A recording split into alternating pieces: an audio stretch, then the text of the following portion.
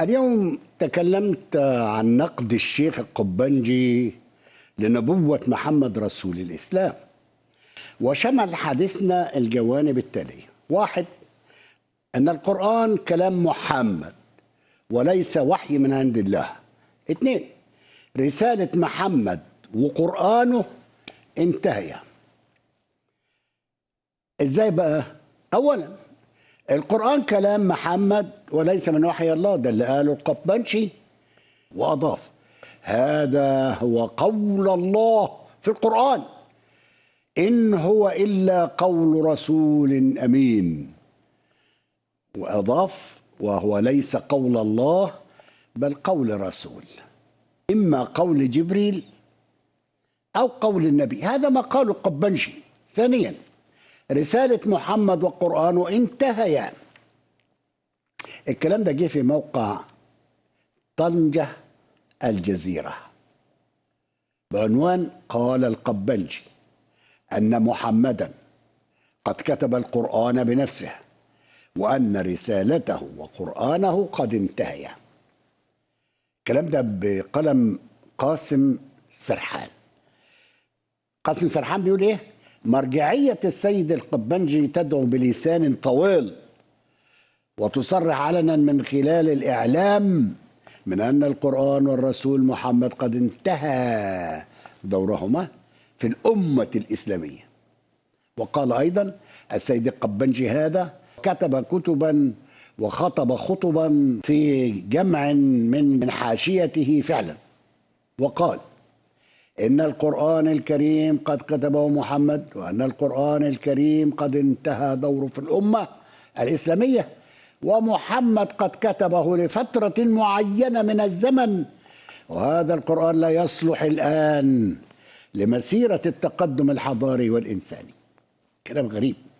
وقال أيضا حتى إن السيد أحمد القبنجي قد بورك بدعوة أميرية كبيرة من الإمارة بتاع دولة الإمارات العربية المتحدة، وحضر واحد من أمرائها ليتحف السيد القبنجي الأمير وجمعه بالفكر الرسخوني الإسلامي الشيعي الجديد. وقال أيضا الكاتب الإسلامي البريطاني من أصل هندي اللي هو سليمان رشدي لم يتجرأ في كل ما كتبه وخطه في روايته آيات شيطانية، لم يتجرأ على الإسلام ورسوله محمد بقدر ما ذهب إليه السيد المرجع الجديد أحمد القبنجي.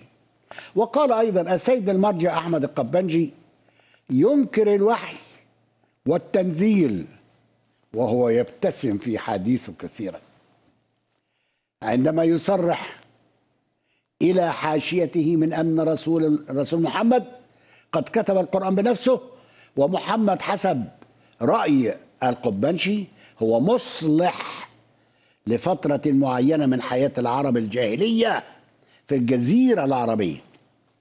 وقال أيضا أحمد القبنجي بارك فكره عضو البرلمان العراقي آيات جمال الدين، وفي نفس الوقت بارك دعوته عضو البرلمان السابق الشيخ ضياء الشكرجي، وبارك دعوة المرجع أحمد القبنجي مجموعة كبيرة ممن في العراق وخارجه. وقال أيضا إن حركة السيد أحمد القبنجي ومعتقده الجديد هذا ليس بحالة أو ظاهرة جديدة في العراق المحتل والمجتمع الشيعي الذي يخضع إلى قوى الاحتلال وأحزابه، فقد سبق حركة ومعتقد القبنجي حركة السلوكيين قبل سنوات قليلة، يعني مش بس القبنجي. وقال أيضا أن من أفكار سماحة المرجع الجديد أحمد القبنجي ليس مشكلة عندنا، ده القبنجي بيقول كده، أن تكون يهوديا، وليس هناك مشكلة لليهودي أن يكون مسلما، ومثله للمسيحي والبوذي والصبئي أن يعتنق أي من هذه الأديان. استنارة. وقال أيضا محزن جدا للإسلام الشيعي ولعلماء الإسلام الشيعة في العالم الإسلامي أن تنطلق دعوة تكفيرية وباسم مرجعية شيعية ومن النجف الأشرف تدعو إلى ترك القرآن ورسوله. ويكمل: والمرجعيات الإسلامية الشيعية في النجف الأشرف وغيرها من عواصف الشيعة تتفرج على هذه الكارثة. يعني ما بيعملوش حاجة، ما بيردوش.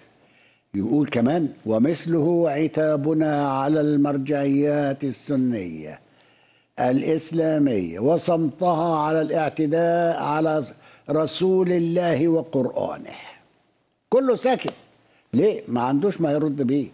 تعليقي بقى: واحد، الشيخ أحمد القبنجي يعلنها بكل صراحة أن القرآن كلام محمد وليس من وحي الله. اثنين، وأن نبوة محمد وقرآنه قد انتهيا. ثلاثة، بل هذا المقال أورد أشخاصا كثيرين تؤمن بنفس الحقيقة.